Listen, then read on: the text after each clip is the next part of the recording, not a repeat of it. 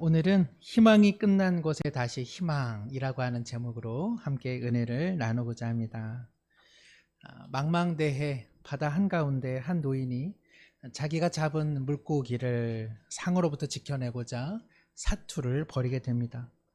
85일 만에 잡은 거대한 물고기, 그런데 배에다 실을 수 없어 배 옆에다 붙들어 메고 항구로 돌아오는 중이죠.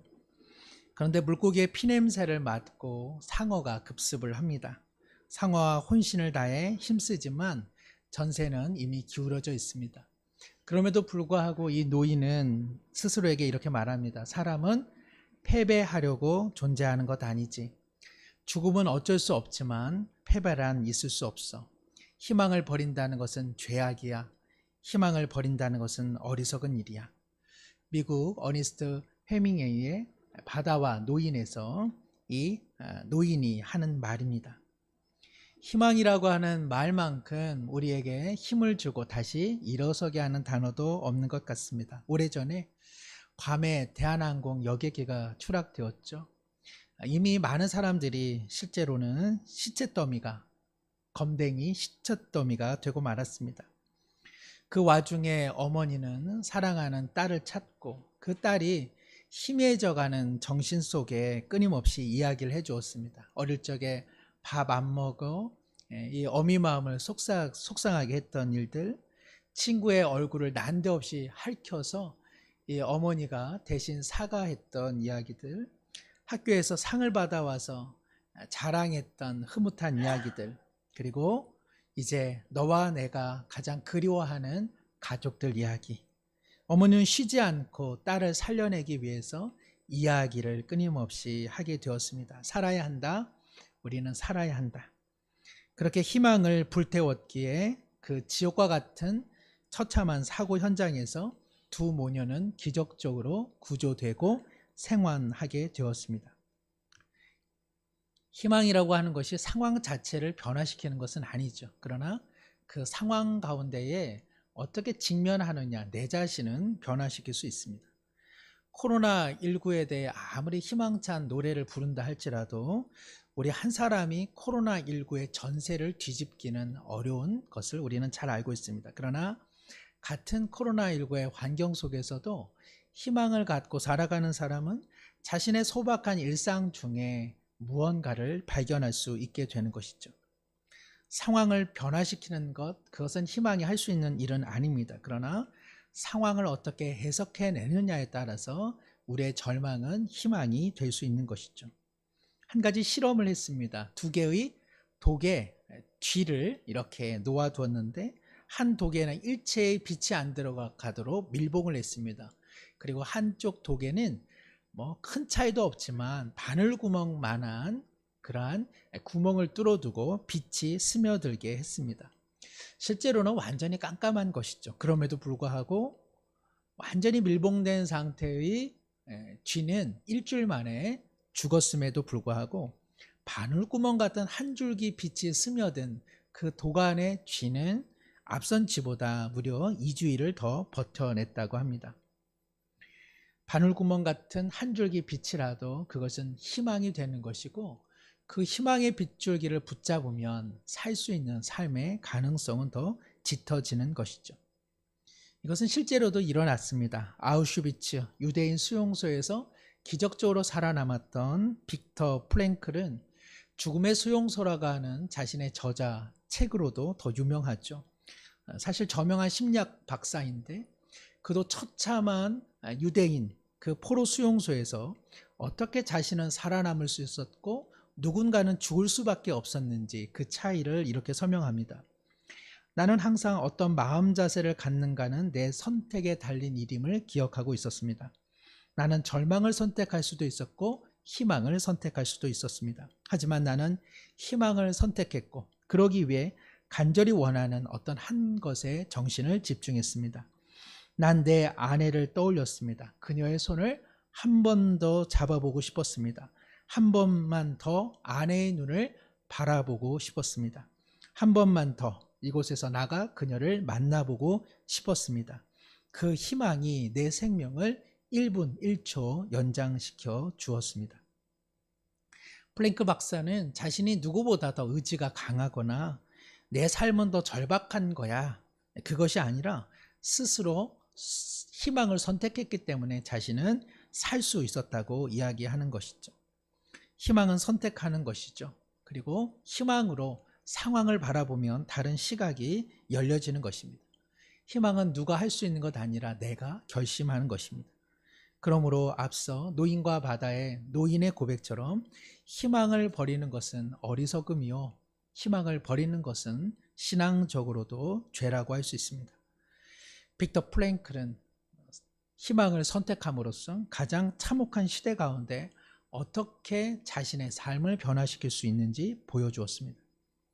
서강대 영문학과 교수요, 그리고 따스한 문필가였던 장영희 교수는 옛날부터 태어날 때부터 소아마비로 태어나서 평생 신체 장애를 안고 살아갔죠. 늘 목발에 쇠로 된 다리 보조기를 착용하고 그녀가 걸어가는 걸음에는 쩌그덩 쩌그덩 찌그덩 찌그덩 의도치 않은 요란한 소리가 날 수밖에 없었습니다.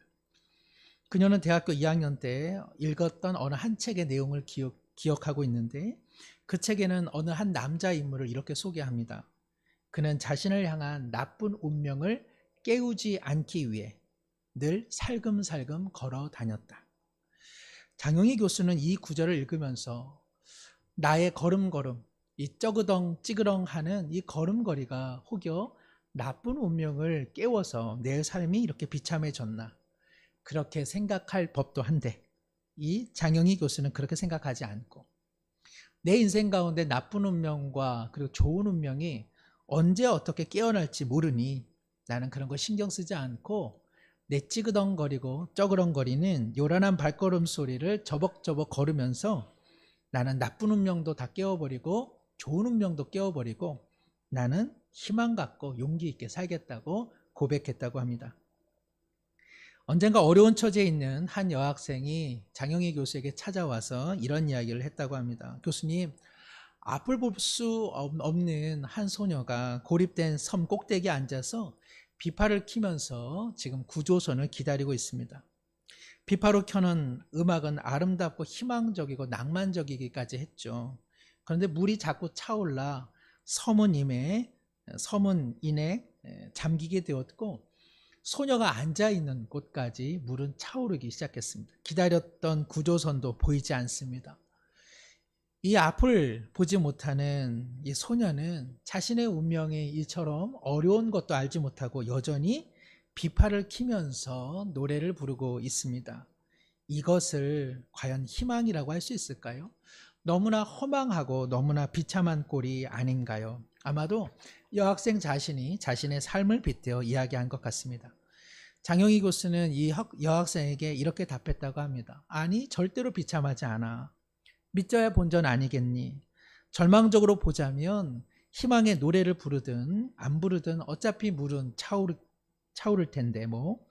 그러나 그럼에도 불구하고 노래를 부르는 게 낫지. 누가 알겠니? 마지막 순간에 물때가 바뀌어서 물이 빠져나갈 수도 있고 구조선은 날아오지 않아도 어디선가 헬리콥터가 나타날 수도 있잖아. 사실 장영희 교수는 여학생에게 한 말이 실은 자기 자신을 향해 했던 말이라고 수례합니다. 사랑하는 성도 여러분, 요즘에 어떠한 희망을 갖고 살아가고 계십니까? 희망이 있습니까? 혹시 희망이 없는데도 잘 살아가시는 분이 계신지요? 보여지는 얼굴 말고 보이지 않는 얼굴 속에서 하나님만이 아는 내 얼굴 속에 희망이라고 하는 두 글자가 여전히 선명하게 기록되어 있습니까? 어찌 보면 우리 바늘구멍이 뭡니까? 이미 대문만한 희망의 창가 앞에서 살아감에도 불구하고 스스로 이불을 뒤집어 쓰고 내게는 희망이 없다고, 내게는 앞날이 없다고 스스로 절망하며 희망의 노래를 그치며 살아가고 있는 것은 아닙니까? 성경에는 희망 없음의 시대를 불임, 결혼했으나 임신하지 못하고 그래서 출산하지 못하는 여인의 삶과 관련해서 이야기하는 경우가 참 많이 있습니다. 오늘 본문인 구약 성경 사사기도 그러하죠. 우리가 잘 아는 삼손은 그냥 태어난 인물은 아닙니다. 그 아버지 또 그의 어머니, 이 가정은 오랫동안 불임의 상태였습니다. 사사기 13장 2절과 3절에 보면 마노아라고 하는 이름하는 자가 있는데 그 아내가 임신하지 못해 출산하지 못했습니다. 여호와의 사자가 여인에게 나타나서 보라, 내가 임신하지 못함으로 출산하지 못하였으나 이제 임신하여 아들을 낳으리라. 이 구절만 딱 떼어놓고 보면은 마치 성탄 마리아가 수태고지를 받은 그 사건과 비슷하게 느껴집니다. 어쨌든 간에 한 여인의 불임의 상황은 개인적으로도 참 뼈아픈 이야기이지만 성경에서 불임 이렇게 출산하지 못한다라고 하는 것은 믿음의 사람들이 하나님과의 언약 관계 속에서 마땅히 맺어야 될 삶의 신실한 열매를 맺지 못하는 상황. 그래서 하나님의 도우심 없이는, 간섭함 없이는 그 한계 상황을 뛰어넘을 수 없는, 열매 맺지 못하는 상황, 그것을 의미합니다. 그런데 오늘 말씀처럼 이제 임신하여 아들을 낳을 것이다. 그러니까 불임의 어머니가, 불임의 아내가 이제는 출산의 어머니가 될 수 있다. 그러니 얼마나 희망이 지금 약속으로 주어지고 있습니까? 절망이고 절벽이고 끝이라고 생각했던 바로 그 끝자리에서 하나님께서는 생명과 희망을 주십니다. 여러 번 말씀드렸지만 꽃이라고 하는 것은 어디에서 피어납니까? 나무 끝, 가지 끝에서 피어나죠. 열매라고 하는 것 어디서 피어납니까? 그것도 역시 가지 끝, 그리고 나무 끝에서 열매는 피어납니다. 태양이라고 하는 것 어디서 떠오릅니까? 어둠의 마지막 끝자락에서. 우리말에 끝났다라고 하는 말은 끝났다는 것이 아니라 끝에서 나온다는 말인 것이죠. 오늘 본문도 그렇습니다. 그래서 13장 24절에 여인이 아들을 낳음에 그 이름을 삼손이라 하니라. 그 아이가 자라매 여호와께서 그에게 복을 주시더라. 결국 이 불임의 끝자락에서 하나님께서는 삼손이라고 하는 위대한 영웅을 출산케 하십니다. 사사기 6장 5장 31절에는요. 앞선 이제 사사기의 영웅이었던 여인 드보라의 고백이 있는데 그 고백이 이렇습니다. 여호와여 주의 원수들은 다 이와 같이 망하게 하시고, 함께 읽어볼까요? 주를 사랑하는 자들은 해가 힘있게 도둠 같게 하시옵소서. 아멘. 이제 아마 1월 1일 되면은 북한사 100군데 올라가서 해구경 하시는 분들도 많으시죠. 매일 뜨는 해인데도 그 해는 좀 다르게 느껴집니다. 더 힘있게 돋는 해처럼 느껴집니다. 해가 돋을 때 얼마나 우렁찹니까? 부글부글 끓으면서 그 어둠을 헤치고 불끈 떠오르는 해는 정말로 힘이 느껴지죠. 사랑하는 성도 여러분, 기독교는 해와 같습니다. 그래서 기독교는 희망의 신앙이라고 할 수 있습니다. 희망을 잃어버린 기독교, 희망이 사라진 기독교, 희망 없는 그리스도인, 이런 말은 형용모순, 앞뒤가 맞지 않는 말이라고 할 수 있습니다. 희망의 하나님을 믿으면서 희망 없이, 좌절 없이 살아갈 수 있지 않다는 것이죠. 하나님께서는 우리 가운데 희망을 주십니다. 어둠의 깊은 물이 아무리 우리의 삶을 차오른다 할지라도, 우리가 홀로 있는 막막한 삶에 고립된 순간 속에서도 하늘로부터는 하나님의 희망이 주어지는 것이죠. 그런데 우리가 기억할 것 있습니다. 하나님의 희망은 기묘하게 온다는 것. 그래서 우리의 한계, 우리의 예측, 우리의 판단, 우리의 생각과 때로는 경험을 뛰어넘어 하나님의 희망은 우리 가운데 온다는 것입니다. 오늘 말씀도 그렇죠. 불임 끝에서 아무런 희망이 없을 때 희망은 찾아왔습니다. 어둠 끝에서 해는 솟아오릅니다. 희망은요, 바닥이 드러난 깊은 절망의 우물에서 길어 올려지는 것, 그것이 희망이라고 말씀드릴 수 있습니다.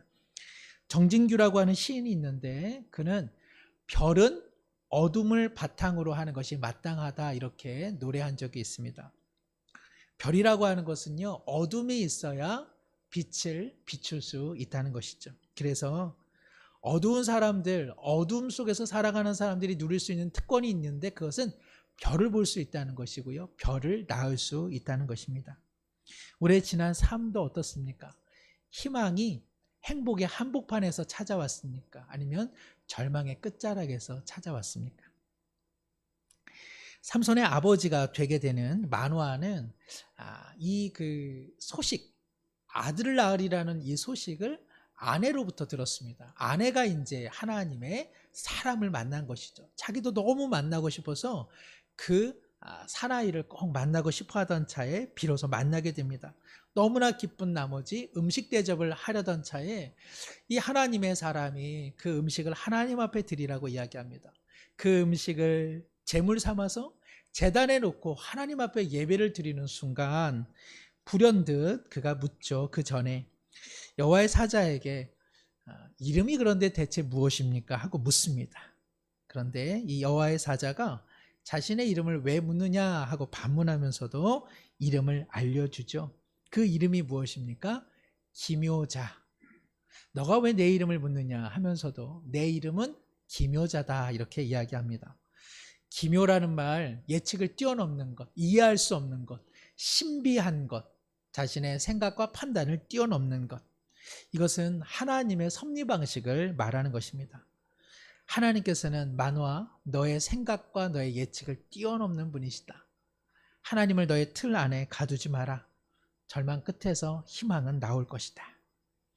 제가 오래전에 섬겼던 교회에서 얼마 전에 저 이후에 부임했던 한 부목사님의 소식을 듣게 되었습니다. 그 부목사님께서 새벽 기도에 순서가 되어서 새벽 이제 제단을 섬기시는데 찬송가 몇 장을 부릅시다 했는데 다른 장을 부르시더라는 거예요. 성경 오늘 본문 몇 장입니다 하고 말씀해 놓고서는 또 다른 장을 읽더라는 것입니다.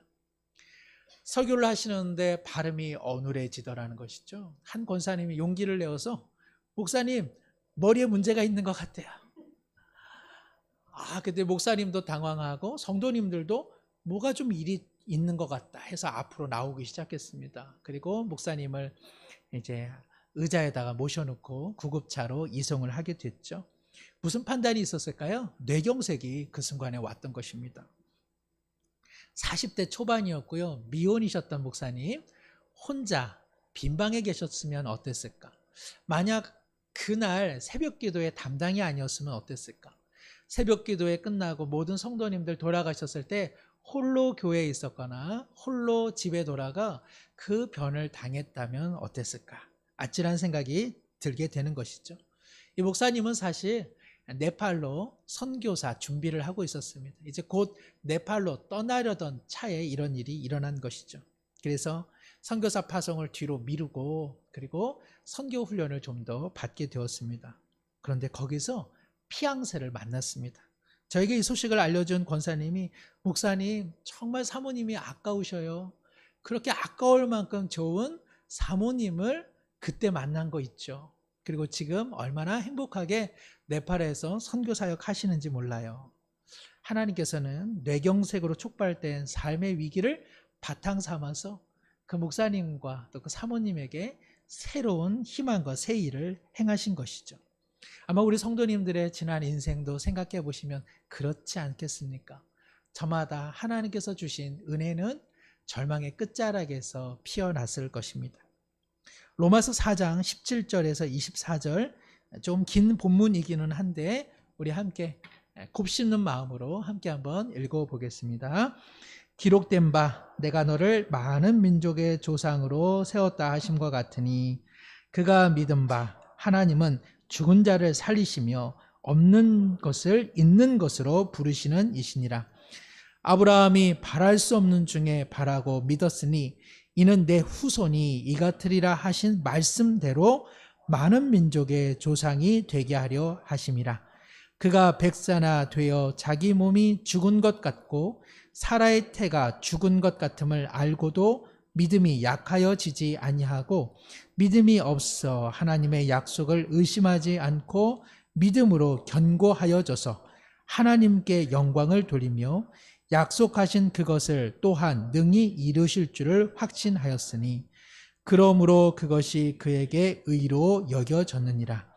그에게 의로 여겨졌다 기록된 것은 아브라함만 위한 것이 아니요 의로 여기심을 받을 우리도 위함이니 곧 예수 우리 주를 죽은 자 가운데서 살리신 이를 믿는 자니라. 아멘. 이 구절 읽기만 하셔도 아브라함의 믿음 나를 위한 기록이었구나. 나도 그런 믿음 가져야겠다. 그 믿음 우리 가운데 다 있는 줄로 믿습니다. 오늘 삼손의 가정처럼요. 아브라함과 사라의 가정이야말로 정말 어느 족발집 간판처럼 진짜 원조 불임 가정입니다. 그런데도요, 100세의 아브라함 그리고 사라가요, 여러 가지 우여곡절은 있었지만 특별히 아브라함은 너가 100세지만 생산의 능력이 없지만 내 반드시 너를 수다한 후손의 조상으로 삼을 것이다. 이 약속을 아브라함이 믿었다는 것이죠. 이를 성경은 이렇게 기록합니다. 아브라함이 바랄 수 없는 중에 바랬다. 바랄 수 없는 중에 희망하였고 약속하신 하나님을 믿었다. 영어 성경으로는요, 모든 희망을 넘어서서 희망하였다, 그렇게 표현되어 있습니다. 아브라함의 믿음은 희망할 수 있어서 희망한 것이 아니라 희망조차도 사라진 때에 희망하였고 그리고 하나님을 믿었다는 것이죠. 20절과 22절에 이것이 하나님 보기에 의가 되었다고 말씀합니다. 삼손의 아버지 마노아에게 이 믿음이 조금 부족했습니다. 자신 앞에 있었던 이 하나님의 사람이 호련히 하늘로 올라갔을 때에 그는 깜짝 놀랐습니다. 먼저는 하나님의 사람을 하나님의 사람으로 인식하지 못하고, 그리고 사실은 천사인 이 사람을 영으로 만났기 때문에 그는 하나님의 거룩한 영에 직면했기에 죄 많은 자신이 이제는 죽게 되었다고 한탄을 하게 되는 것이죠. 그래서 오늘 본문 13장 22절에 우리가 하나님을 보았으니, 거룩하신 하나님의 영과 직면했으니 어떻다고요? 반드시 죽게 되었다고 이야기하고 있습니다. 그런데요, 마노아의 아내가 당황해하는 남편을 진정시키며 말합니다. 하나님께서 우리를 죽이려 하셨다면 우리의 재물도 받지 않으셨고 우리의 예물도 받지 않으셨을 것이다. 천사도 보내지 아니했을 것이고 그리고 아들을 주시겠다는 약속도 하지 않았을 것이다. 이 양반아, 왜 이렇게 믿음이 없어? 하나님께서 우리를 죽이시고자 사자를 보낸 것 아니라 우리를 살리시고자, 우리에게 희망을 주시고자 보낸 것 아닙니까? 하고 이제 이야기를 한 것이죠. 제가 이 말씀 보면서 부부간에 적어도 한 사람은 이 희망이 있어야겠다. 참 좋은 부부는 둘 다 희망찬 부부요. 가장 어려운 부부는 둘 다 희망이 꺾여지는 것 아닌가, 그런 생각이 듭니다. 우리 가정 중에 한 사람, 나는 희망의 사람이 되기를 축복합니다. 그녀의 이 말 한마디, 하나님은 우리를 절망케 하는 분 아니야. 하나님은 우리를 죽이려는 분 아니야. 남편아, 정신 차려. 하나님 우리를 살리려고 하시는 거잖아. 하나님은 이 절망의 끝자락에서 우리에게 희망을 주려고 지금 하고 계시는 거잖아.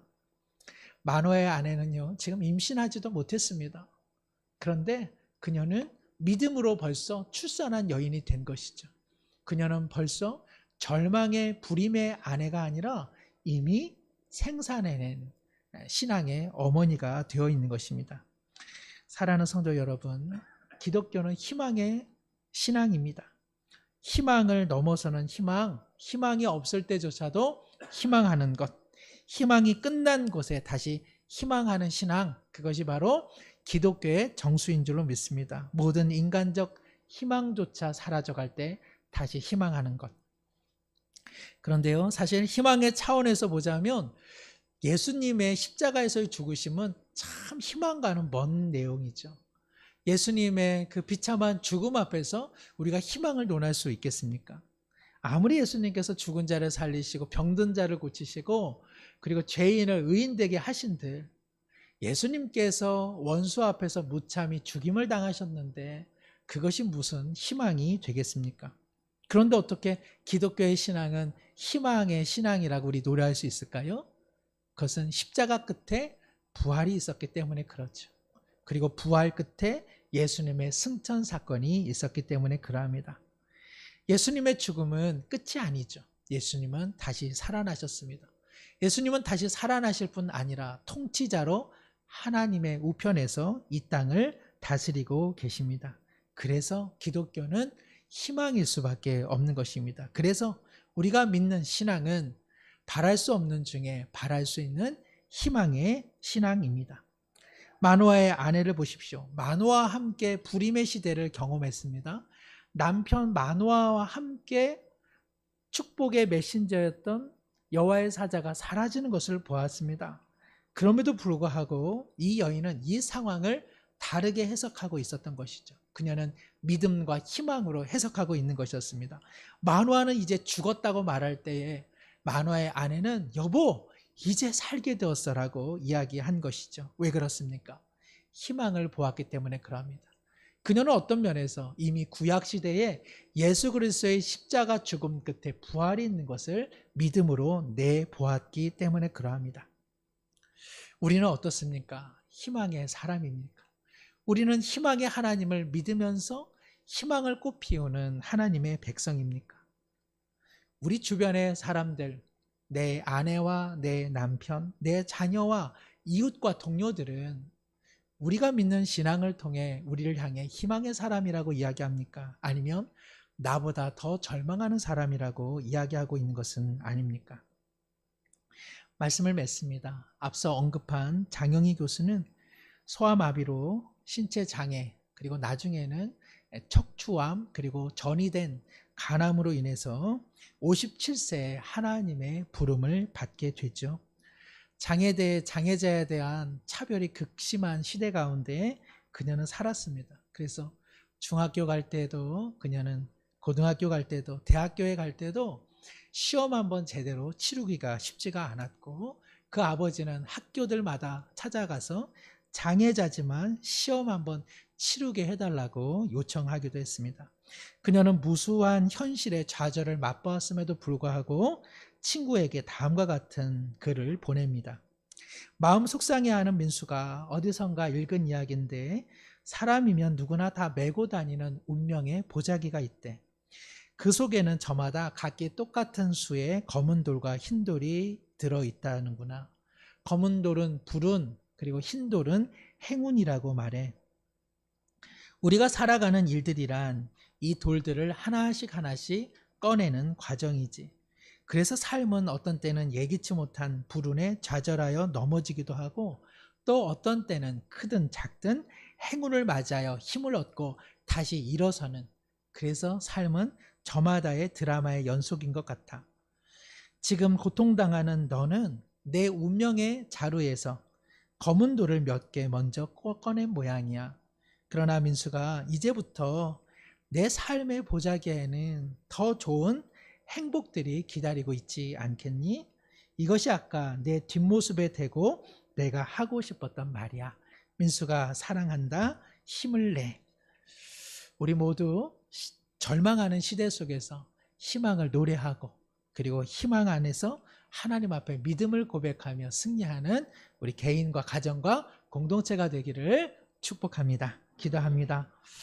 하나님, 삶이란 바랄 수 없는 중에 바라지 않으면 살아갈 수 없는 어둠이라는 사실을 우리는 잘 알고 있습니다. 그러니 희망을 버린다는 것, 삶을 버리는 일이요, 믿음도 버리는 일이기에 주님, 우리의 믿음 없음을 긍휼히 여기사 믿음을 다시 주옵소서.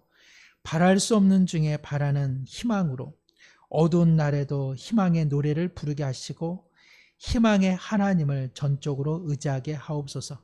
희망이 끝난 곳에 다시 희망 있음을 믿음으로 바라보게 하여 주셔서 우리 그러한 부모로, 우리 그러한 남편과 아내로, 그러한 형제와 그런 자매로, 그런 이웃과 동료로 살아가 하나님 앞에 영광을 올려드리게 하여 주옵소서. 죽으셨으나 십자가 끝자락에서 부활하사 통치하시는 예수님의 이름으로 기도드립니다. 아멘.